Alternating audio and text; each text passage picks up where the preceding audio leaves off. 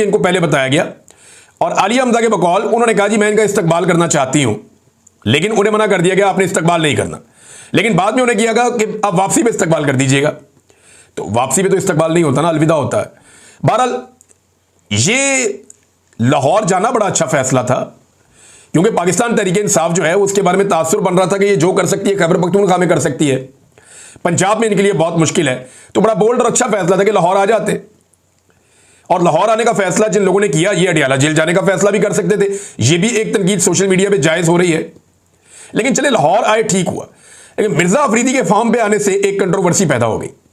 अब मामला यह था कि पाकिस्तान की मिलिट्री एस्टेब्लिशमेंट कैसे ये गवारा कर सकती है कि लाहौर में पाकिस्तान तहरीक इंसाफ आए और तहरीक इंसाफ अपनी मर्जी से अपना प्रोग्राम करे। तो मिर्जा अफरीदी काबिल कबूल आदमी है, तो वहां पे जो है वो प्रोग्राम हो गया, सिंपल इज दैट। और उसके बाद 90 डेज जो अली अमीन गंडापुर साहब ने बीच में डाले, उसकी वजह से प्रॉब्लम क्रिएट हो गया। अब ये है जी कुल मिला के जो इस वक्त प्रॉब्लम पाकिस्तान तहरीक इंसाफ के अंदर बने हुए हैं।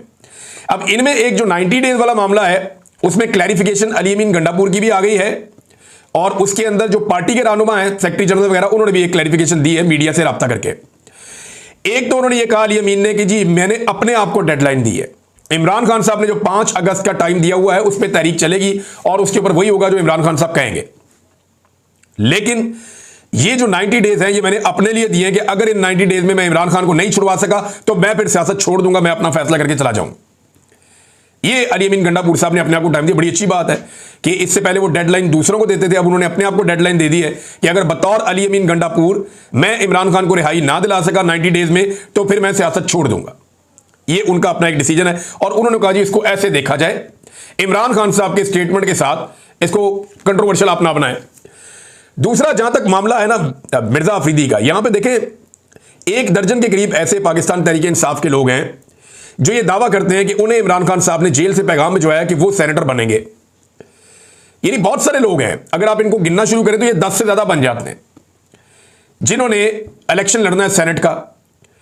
अब एक बात आप ध्यान में रखें कि पाकिस्तान तहरीक इंसाफ का टिकट जारी नहीं होना, सिर्फ हमायत जारी होनी है। सुप्रीम कोर्ट ऑफ पाकिस्तान के फैसले के बाद ये एक आजाद जमात है, ये आजाद एमपी है सारे, ये कहीं पे भी वोट डाल सकते हैं। वैसे भी आप सेनेट के इलेक्शन में सीक्रेट बैलेटिंग है, जो एमपीए चाहे जहां चाहे वोट डाल दे। अब मामला यह है कि टिकट तो इन्होंने जारी करना नहीं है, कागजात नामजदगी जमा हो चुके हैं, इलेक्शन जो है वो करीब आ रहा है, और जितने लोगों ने कागजात नामजदगी जमा करवाए वो सारे ये कहते हैं कि जेल से इमरान खान साहब ने पैगाम भेजा था मेरे लिए कि मैंने सेनेट का इलेक्शन लड़ना है।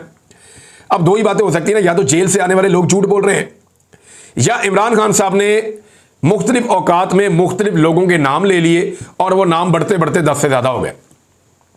अब सारे उम्मीद लगा के बैठे, तो ऐसे में कंफ्यूजन पैदा हो गई है। सबको लगता है कि उन्हें बनना चाहिए। कुछ लोग कहते हैं मिर्जा अफरीदी ने चंदा वंदा काफी दिया है, उसको बनना चाहिए। लेकिन चंदा कहां खर्च हुआ? कहते हैं चंदा खर्च हुआ जब पाकिस्तान तहरीक इंसाफ के इमरान खान साहब के केसेस चल रहे थे तो वकला को पैसे दिए। वकीलों से बात करो वो कहते जी हमने पैसे नहीं लिए। फैमिली से बात करो वो कहते जी पैसे हमने दिए। गंडापुर साहब कहते हैं कि उन्होंने जमीनें बेच के पैसे दिए। तो हर बंदे ने अपनी अपनी कहानी बताई हुई है कि पैसे यहां से आए यहां से, तो एक्चुअली फिर पैसे गए कहां पे ये समझ नहीं आ रही।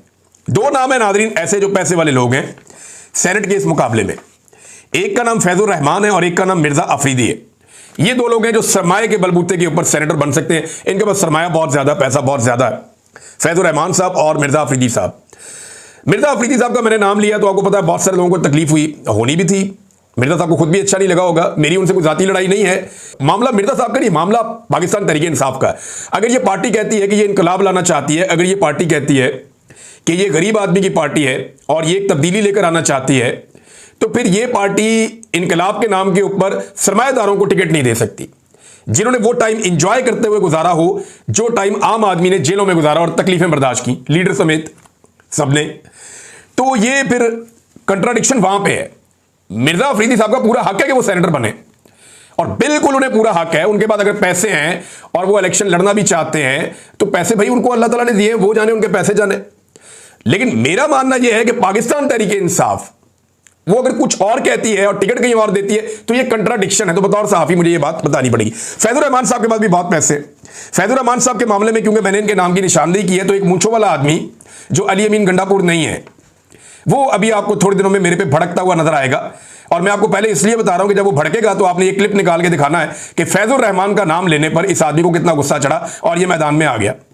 क्योंकि वो आदमी फैजुर रहमान के लिए बड़ा कोशिश कर रहा था, बड़ा जोर लगा रहा था कि इन्हें सेनेटर बनाया जाए। तो ये दो सरमायादार हैं बीच में, बाकी 8-10 लोग जो हैं वो पाकिस्तान तहरीक इंसाफ के अपने हैं और वो वर्कर्स हैं, पुराने लोग हैं, वो भी कोशिश कर रहे हैं कि वो बन जाएं।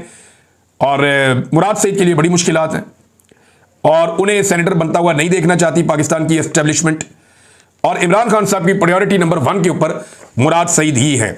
अब इमरान खान की बहनों जिन जेल में जाना है इमरान खान से मिलने के लिए सुबह कल, तो दो चीजें जो हैं वो इमरान खान साहब के सामने 100% रखी जानी चाहिए। और पार्टी के लोग कह रहे हैं कि ये तय भी हो गया कि ये दो चीजें अगर मुलाकात होती है तो इमरान खान के सामने रखी जाएगी। नंबर 1 ये है कि एहतजाज पे इमरान खान साहब की क्लियर डायरेक्शन लेनी है। इमरान खान साहब के सामने ये सिचुएशन रखनी है जो इस वक्त बनी हुई है, जैसे मोमेंटम बन रहा है। क्योंकि अभी पूरे खैबर पख्तूनख्वा से, पंजाब से, मुख्तलिफ अजला से जो रैलियां निकलना शुरू होगी उनके बारे में लिस्टें आना शुरू हो गई हैं। बाकायदा शेड्यूल जारी किया जा रहा है कि किस तरीके से एहतजाज का मोमेंटम बनता चला जाएगा। और ये जो मोमेंटम एहतजाज का बनता चला जाएगा, इसके अंदर पाकिस्तान तहरीक इंसाफ के जितने रीजनल सदूर हैं या मुख्तलिफ इलाकों के अंदर जो जिम्मेदारान हैं वो अपनी अपनी लिस्टें जमा करवा रहे हैं। कुछ जुनैद अकबर साहब ने कुछ शाया भी की हैं, कुछ जारी की है, कुछ और लोगों ने जारी की हैं। आलिया हमजा साहब ने भी डेडलाइन दी हुई है पार्टी को। वो ये कह रही है कि जनाब आप या तो आप डट कर खड़े हो जाएं या फिर आप रास्ते से हट जाएं, या आप इस एहतजाज को और इस तहरीक को छोड़ दें और तहरीक हमें चलाने दें।